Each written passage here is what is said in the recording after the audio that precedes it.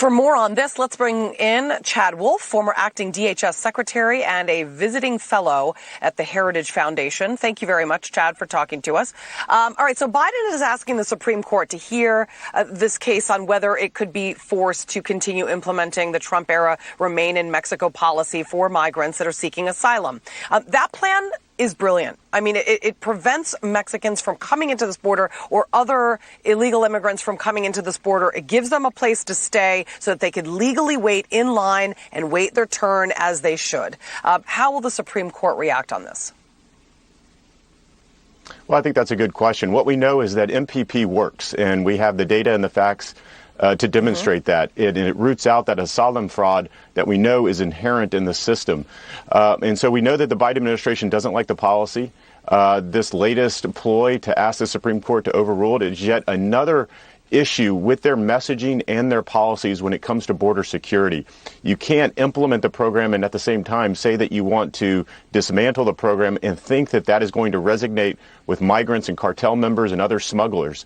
And so this is, again, just another step that the Biden administration is pursuing that is going to incentivize more and more illegal immigration coming to that southwest border. We continue month after month to hit historic records in a very negative way, historic records. And again, if they're not going to embrace MPP and they're not going to implement policies that we know work, then they need to come up with another solution. They've had 11 months. There is no solution in sight. There's no strategy in sight. And that's why you continue to see historic numbers coming to that border.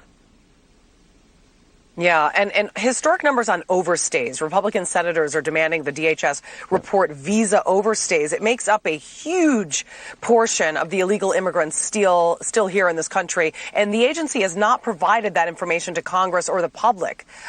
So, for 2020, but in recent years, the number of visa overstays make up the majority of illegal immigrants. Take a look at those numbers. In 2019, total overstays over 675,000. 2018, 666,000.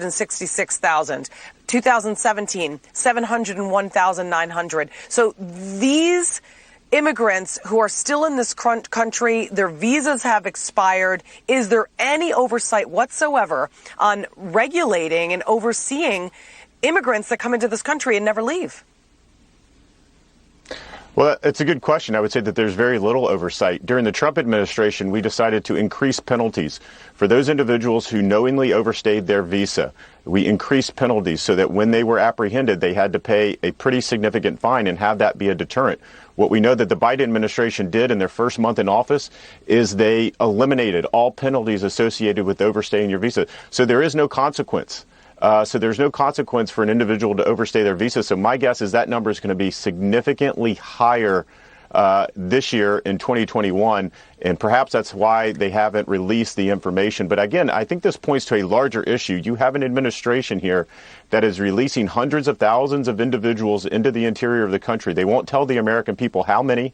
They won't tell the American people where they're going. They're on late night flights into places like Tennessee and Pennsylvania and other states. And they're just not being honest with the American people. And I think that's a larger issue, and it goes in hand with the overstay issue, but it's also a very larger issue at play as well. I'm not even sure they know where they are, quite frankly, because if your visa expires and you stay here, you know, obviously, that you're doing something wrong and that you are, breaking immigration law. You also know that if you are caught and you do have to fly back to your country, you're not going to be allowed back. So, I mean, obviously, nobody's going to come forward and admit that they're here illegally if they're allowing their visa to expire. Senators Hawley and Langford say that it is vital to have this information since obviously Biden's Build Back Better social safety net bill hopes to offer parole to immigrants who have resided in the U.S. since January of 2011. So they write this letter, and I'm going to read part of it to you. These reports hold vital information for our oversight work of your department and for the public as the American people seek to assess the impact of the Biden administration's immigration enforcement efforts. Your continued delay in providing these reports violates the law and raises significant questions about your commitment to uphold the law Congress enacts. Why is the law being ignored here? It's a good question. They need to be able to release this information publicly on a public website so that all Americans can take a look at it. But I think the timing is a little bit at issue here. Again, remember, as they were negotiating the Build Back Better bill in mid-December, there were immigration provisions that were also in there. I would say, fortunately, they have been stricken and taken out of that bill. But one could argue that you don't want to advertise the overstays or the increased number of overstays at the same time you're pushing for amnesty in a Build Back Better bill. So I think the timing is a little bit at issue here. But again, it goes back to the transparency and this administration not being transparent to the American people with overstay numbers, as well as the other information of where a lot of these illegal immigrants are going. Right. Those who overstay their welcome and then disappear into the system. But continue to enjoy the benefits of being in the United States. Chad Wolf, thank you so much for talking to us this morning. We appreciate it. Benjamin. Thank you.